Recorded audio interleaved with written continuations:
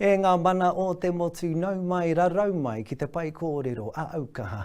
Ko he mi peke tēnei e whakapāho nei mā te ipurangi, mā te pauaka whakāta, mā te reo irirangi anō hoki. E haere ake nei i tēnei pō. E mātahe tonu ana ngā roimata ki te Tumuaki o Te Hāhi Rātana ki a Harerangi Meihana i rehurehu ki te rua kōiwi a rātou mai tēnei rā me te uru paunamu hoki e aha kei tua o te awe māpara. I whakatauria te kāwana tianara a Kahurangi Cindy Kiro ki runga o Waitangi me te wānanga i puta mō te noho a ngā māngai o te kīngitanga ki te taumata o Ngāti Kawa me Ngāti Rahiri. Ka kōrero hoki mātou ki te kaikaunihera o Te Moana a toi i whiua ki te kupu hahani mo tōna mata ora. E aku rangatira ko Aukaha tēnei te taipu kōrero e tere atu nei, nau mai rā. Hei wāhi ake i ngā kōrero, kua rehurehu te tūpāpaku o te Tumuaki o Te Hāhi Rātana ki tōna rua. No te rangi nei ngā mōrehu o te māramatanga ka tāpuke i a Harerangi Meihana i mate i te wenerei e 88 tau tōna pakeke me te aha ko te uru paunamu i puta i tēnei wiki e kei hea te ana mata o te hāhi me tōna māramatanga.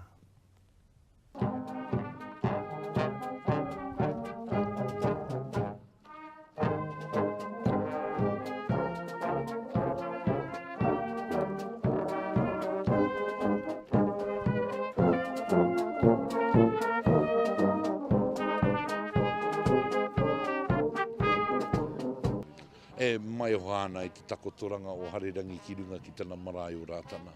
He āhuatanga e kore e mahue i roto i te wā iti.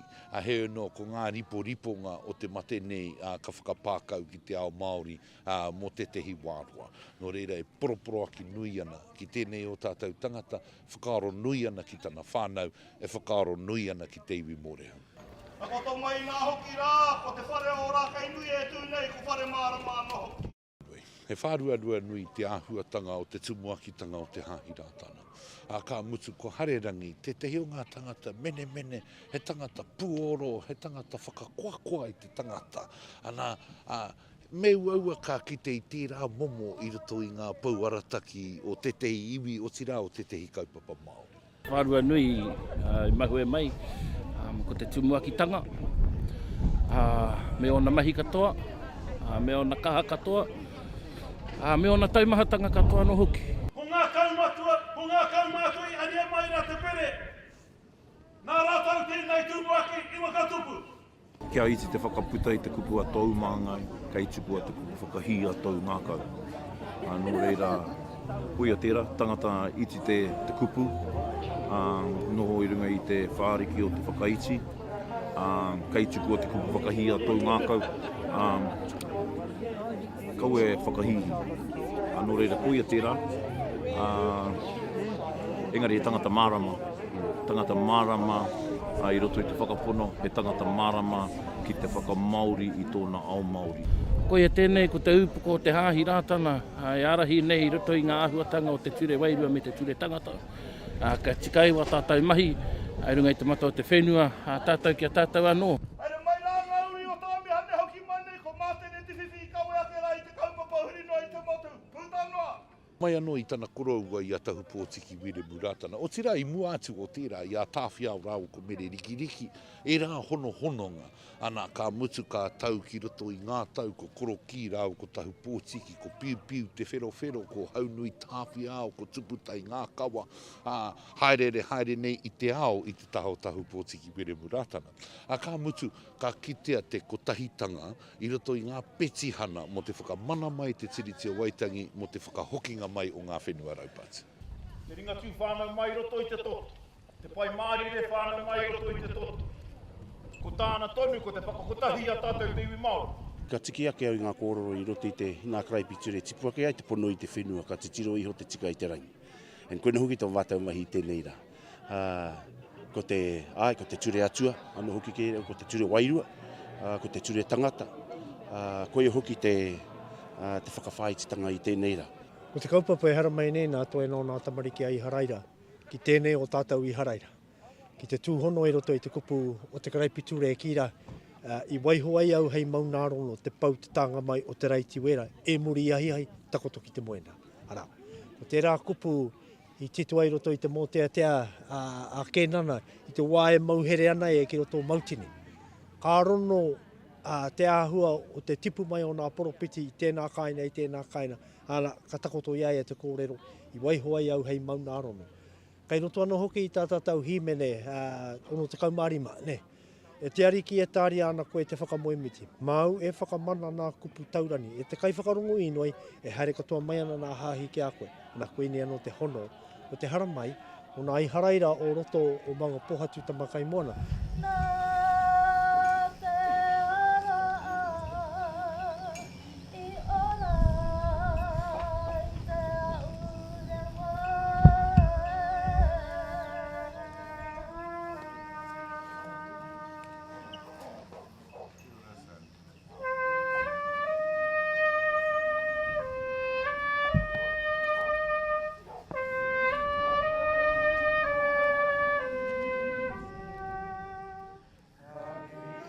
Ko te wakawairua tēnei, ai kawe nei te aroha. Me te whai anu huki i te māramatanga, hei oranga moa tātou tamariki mokopuna e awaki. Ka reo aku māharahara i te mea kei a rātou tērā. Ko tāku ki a rātou i tēnei rā, kia kaua rātou e waiho, kia pēnei i a mātou te hāi ringatu, waiho mo te toru te kaumarima taukata i ka tohua he kai arahi. Nō reira ki te pēra, ka tai ka tino, kai ki te kōrero a te kōti mo te whare i te teko, horua taupare, ka kite te taraiti ki te tararahi, te tuarongo ki te pati toka o te whare, paupau ki te paupau, tuakana ki te taina, matua ki te tamaiti. Nō reira, me whakakotahi mo te painga, me te oranga o te hāhi ringatu i roto i te whakapoi. Kare paku māharahara ki ngā ahuatanga, ki ngā wero, ki ngā kaupapa nui, i runga i tō tātou marae, i kōrero i runga i tō tātou marae. I te mea, hei iwi whakapono mātou o tātou. Nō reira, ka tae ake tātou ki tēnei wā, ko te tahuri o tātou whakaaro ki ngā mea e tikana i roto i te wairua.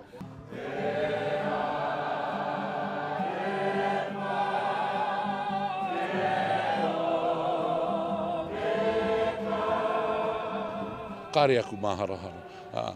Ahakoa te matenga mai o Harerangi, ka haere tonu te kaha o Te Hāhi Rātana, ka haere tonu te kaha o te iwi mōrehu, ko te inoi kia whakakotahi atu. Kei reira pia, ka tino kahara wātu, i o enei marama kua mahu e akene. Ka kite ana e tātou te oranga tonu tana i roto i a tātou, i pērā no hoki arua kērana me tūhue, i tuki rāua.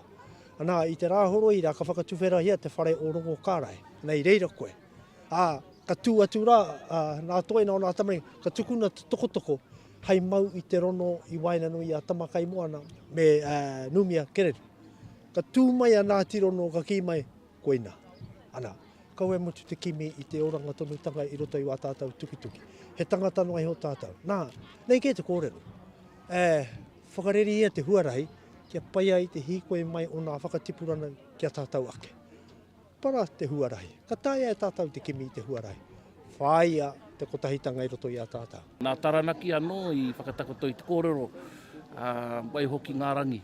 Waihoki ngārangi, hei tohu, i te huarahi kei mua i te aroaro, ko tō mātou he whai i e rāhuatanga. Nā reira, e tikana, ko ngā tapu wai, ko te ara, kei mua i a tātou kare i te tikoki, kei te tōtika tonu te ara, engari ko te pātai nui, ko wai te upoko, hei arahi, i a tātou i runga i tēnei ara.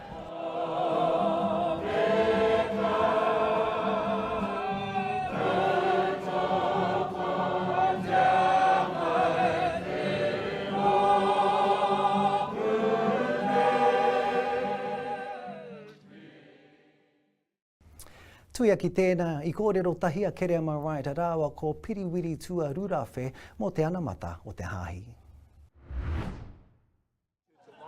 Ai rā, tēnā koe he mi kei konei kei tōku taha i tēnei wānei ko piriwiri tua rūrawhe, tētai te māngai o te whānau rātana i tēnei wānei te tuakana tēnā koe. Tēnā koe.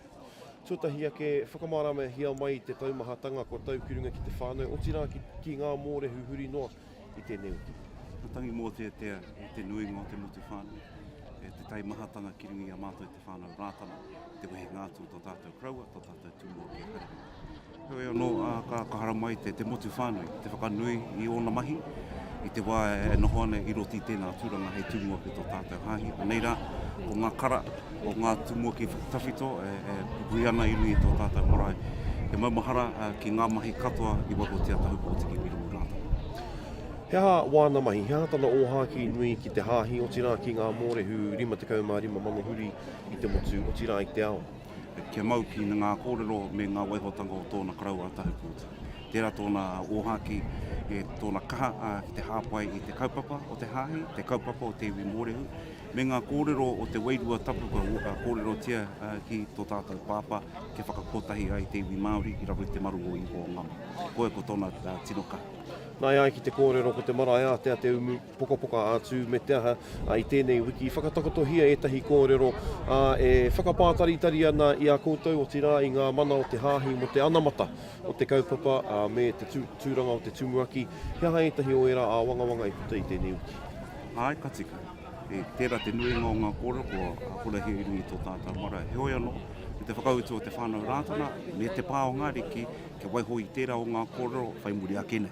Nā te whānau rātana, hei noho, hei kōrero, ko wei ka whakamahana i tēnā tūruanga, te Tumuaki hau.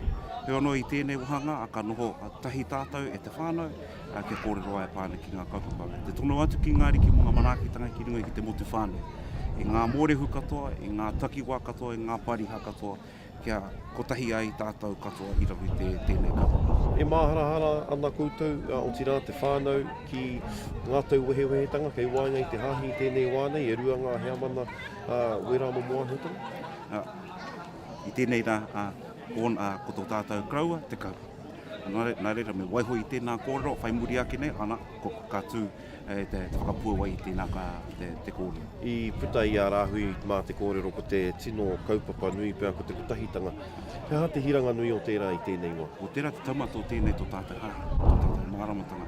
Tēnā te tohu o te wairua tapu ki tō tātou pāpa ke whakakotahi ai. Tika ana, whakakotahi ai te iwi mōrehu, whakakotahi ai te iwi Māori, tēnā iwi, tēnā hapu, puta noa i te motu, tērā te mea nui. Nā reira, whai haere ana e mātou te iwi mōrehu, kia whakakotahi ai ana.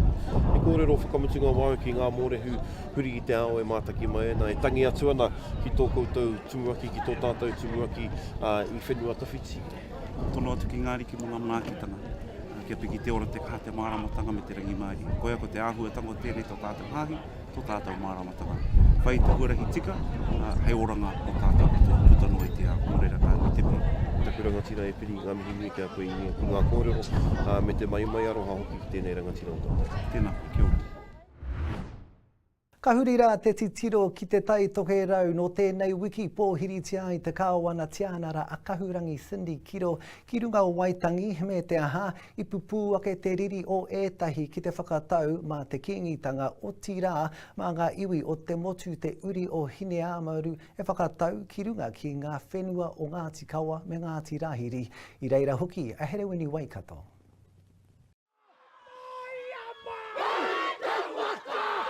Ko te māngai o te kāhui ariki o Ingaringi ki Aotearoa, kua tau ki runga o Waitangi.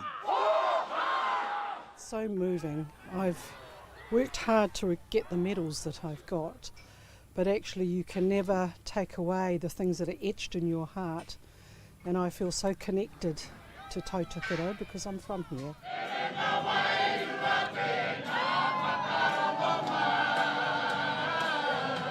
Whakamiharotia te iwi i te kupi a ngā ruruhi o Waikato, nā runga i te tono a ngā puhi me ngā tihine kia rero mā te kīngitanga o tira mā te motu te kāwana tianara e whakataitei. I haere ai ki roto Waikato tainui ki te inoi, ki te kīngitanga, ki te haere mai ki Waitangi, ki konei whakatau i te kāwana tianara, kia noho tahi ai i runga i te prani ko te kāwana tianara, me te kīngitanga tūheitia, nā, ko tutuki te kaupapa, e hari ana te ngā kaupau te kaha. E whakahirahira ana te ngaka, I te whai wāhitanga mai o ngā kārangaranga katoa o te motu, kia noho kotahi ki te taitoke rau, hoi nei te kotahitanga i o hāki tiai e te whakaputanga e te tiriti o Waitangi. The Treaty of Waitangi is much more than the signatories of 546 Māori and one non-Māori on a document. It is a moral force, an obligation of honour. No te oke topa o te rātou a Kahurangi Cindy Kiro ka whakawāhia hei kāwana tianara ko ia te wahine Māori tuatahi ki tērā tūranga. And to continue building a society according to the hopes enshrined here on these grounds 182 years ago. He oi anō, he hoa mō ngā kupu whakamihia ki aia, ko te wero a tātere McLeod, māngai o Ngāti Kawa. Nā koe whakatakoto tērā kaupapa ki runga i te marae ki mo i te aroara o te kāwana tianara, kia whaitaki ai taku tū ngātu ki te kora, me te ino ia, kia kaha ki te whakahoki-hoki i era hui whakanui i nā mea ka whakanuitia ki te tātanga me te kahurangitanga ki runga i o rātou anō marae. No te mea kei reira hoki te mana te mauri tihi o rātou whakapapa, kia pai ai tā te hunga ora whakanui a rātou i te wai o rāna rātou. I'm not going to advocate for any one solution. I've already, just like Dame Patsy said, that we will take it on a case-by-case basis. At the moment, one of the pressures that we face is that we have a backlog of investitures. So we have a lot going on, and it's quite difficult to then have ones all over the country. So it depends on some practicalities, but in principle, I'm open to having them on marae. Kaore hoki e tahi I whakae kōrero mā te kīngitanga e pīkau te mauri o te taumata. He oi, hei tā te uri nei o muri wai, kua oti kē te tauira tuatahi. I te tau ko tahi mano iwa rau, ono te kaumā iwa te tau, nā te whakatohea I pupuri te mauri o te marae nei ki te pōhiri, I te kāwana tianara, Arthur Porritt. Ko ia te kāwana tianara tuatahi, I whānau mai I Aotearoa. Nā ngāpui I tonu, kia noho mai a te whakatohea. Kaupapa, kia tūtahi ai, kia whakatōpu ai, whakawhaiti. Ngā whakaaro ngā iwi puta no te motu, I ngā tū pokowhiwhi ki te pokowhiwhi, o ai ko te pāpāhi te ao Māori. Mā te aha, ka huri te aro ina e nei ki te whakarite rautaki mo te rua rautau o te hainatanga o te tiriti o Waitangi. Hei ngā tau e heke mai nei. He roni Waikato, Aukaha.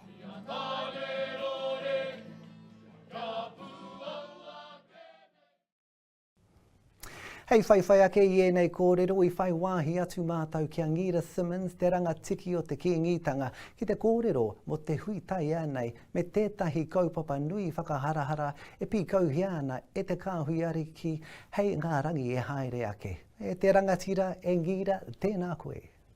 A tuatahi ake I pupu ake ngā tau tute I tēnei wiki mo te whakataua Ngāti Hine I rongo te kāhui ariki te taumahatanga. I rungo I ngā māharahara o etehi o ngā iwi o te tokerau. O tira, he tika ana me wahaina e rā o ngā kōrero ki runga ki te marae ātea. Te whakaekehanga o te kīngi ki runga o Waitangi I whērarawa. I rongo I ngā māharahara, ka pai, me wahaina ka tika, ko ia te āhuatanga o ngā mātou o ngā tūpuna I te wai a rātou. Ka mutu I whakahoki kōrero te kīngitanga, te take o te taenga mai, nā wai rā ka tau te kotahitanga me te mārirerere ki runga I a tātou. He aha ia te hiranga I tā te kāhui ariki Māori whakatau I te māngai o te kāhui ariki o Ingarangi ki runga o Waitangi. Ko te matua o te whakaaro, kua riro tēnei tūranga ki tētehi wahine Māori, no reira me aro te iwi Māori ki te tautoko I aia I roto I ana mahi hōhonu. O tira ko tā te kīngitanga e whaia nei te hononga karauna ki te karauna. Ko ia ko te māngai o te kuini, o te karauna Pākehā, ka noho mai ki te taha o te kīngi Māori, mā kōnā ka ea ai tērā o ngā hononga karauna ki te karauna.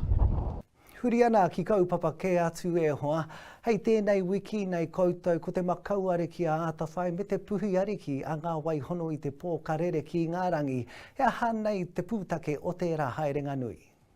He kaupapa ka whaiwhai haere i ngā tapuwai o kīngitanga i aia e takatū haere i te ao i roto i te wā i aia e ora ana. Ko ia tērā te kīngi tuatahi i tau ki runga o Inarangi. Ko te makau areki, ko te puhi areki tēnei e whaiwhai haere i ana tapuwai. Ki te tautoko i ngā mahi o te tarati o te piriniha o Wera, me ā rātou mahi puta noa i te ao. Ka mutu, ko hono mai te kīngitanga me te tari o te pirihi, o te piriniha o Wera, mo ā rātou mahi ki konei ki Aotearoa. Kātahi te kaupapa nui whakaharahara ko tērā. E te rangatira e ngira kia taunga manaakitanga a te wāhi ngaro ki runga i a koutou. Tēnā koe. Kia ora rā. Hora hia te māramatanga, koi rā tā Stacey te pohue Rose, kaikaunihera o te Moana a toi, whai muri i te tā kete ona e tētahi Pākehā i tauranga, whai muri i te tānga o tōna mataora. Oi anō, e aki ana ia i te iwi Māori kia kaha te hora i te māramatanga ki te hunga e kuare tonu ana i te mana o te moko.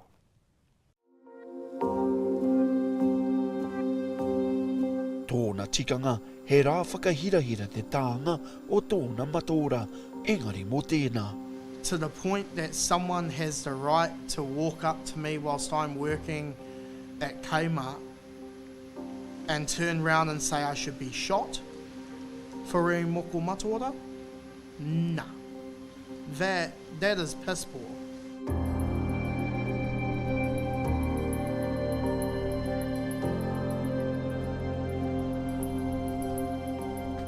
No te hanuere a Stacey no kaitahu me kāti māmoe o Waitangi i karoa, whakatinana i te moe a o tōna kraua kia ngāua tōna mata ki te rahu, he mea tā i tētahi toa i tauranga Moana. And I remember looking in the mirror for the last time without moko mataora, and for me it was somewhat sad but somewhat exciting, because I knew that most of the people who knew me before would not recognise me, but then I was excited to really make that journey.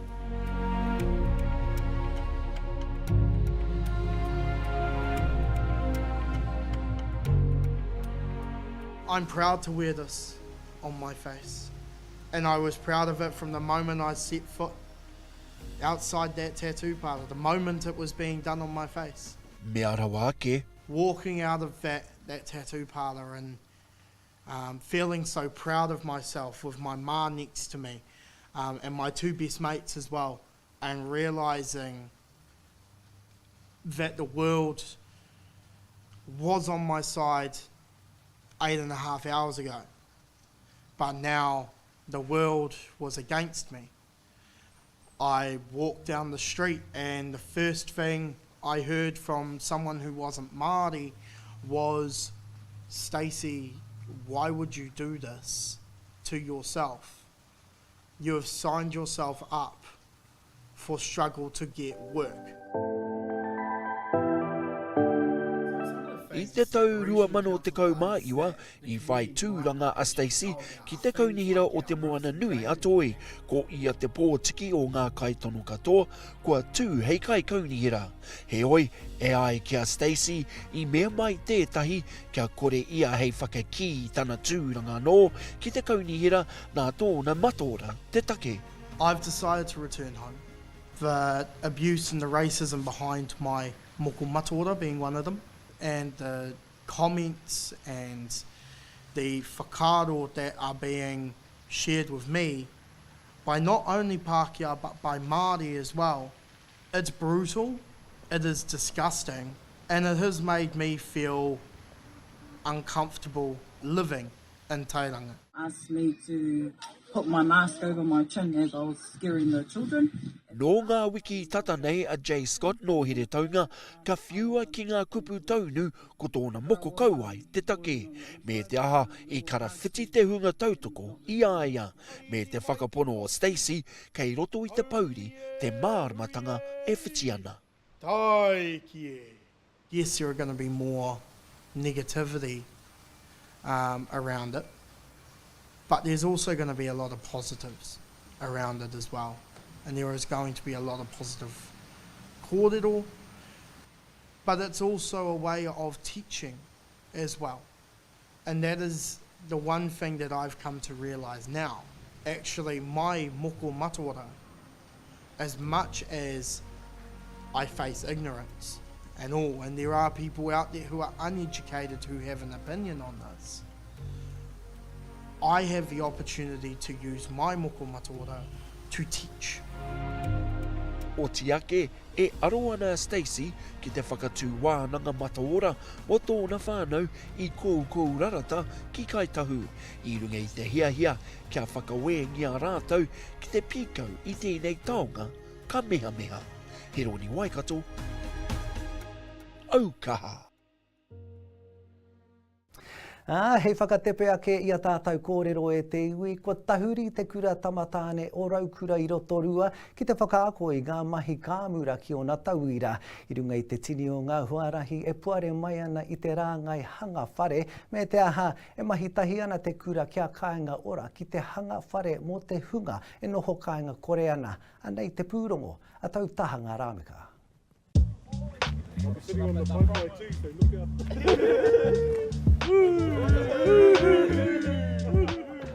Ko te take I tāhuri mai au ki tēnei momo mahi. Nā te mea, he kore taringa hau I roto I te karahe. E pai ki te ako I ngā momo mahi ririke. I waho atu I te karahe, wai hoki ko ringa nake. Ara I te pepa me te tēnei rākau. Ai, e nui aku taringa I waho nei. We have 2 trade academies operating at the moment and certainly looking to grow that. And the catalyst was the demand out in the community for more young people to get into the trades, and there's clearly a shortage in that area, and so we were trying to address that by opening up a more direct pathway for our boys into the various trades. And we're doing that in partnership with other organisations, Kaingaora with the building trades and a local big industry, Patchell Industries, in terms of the engineering trade. What I like about it, it gives us an idea of what working outside of school is going to look like in the future, because we have this for 2 periods, so it takes up most of our day. Everything's thought about. Your PPE, have your helmet on, your gloves, your glasses, that sort of stuff. My favourite part about this is probably the welding side or grinding. It's just because it's more hands-on, teaches you a lot as well. Just getting to know all the tools, I reckon.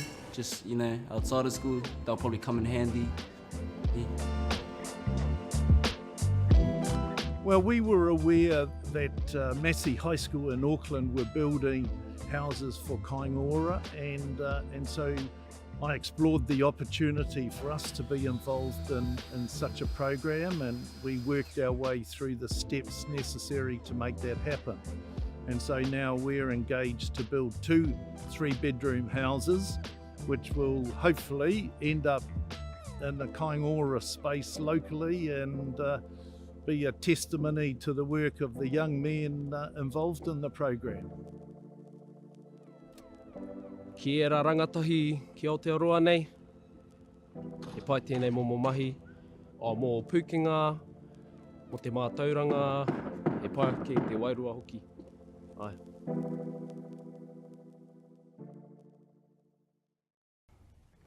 Kāti e te iwi, koira katoa ngā karere Aukaha I tēnei wiki. Mo te whānuitanga ake o ngā pūrongo Aukaha, tēnā toro atu kia mātou pai pāhopori ki te taupānga whare kōrero rānei. E ngā hui a kaimanawa huri te motu po Mārie.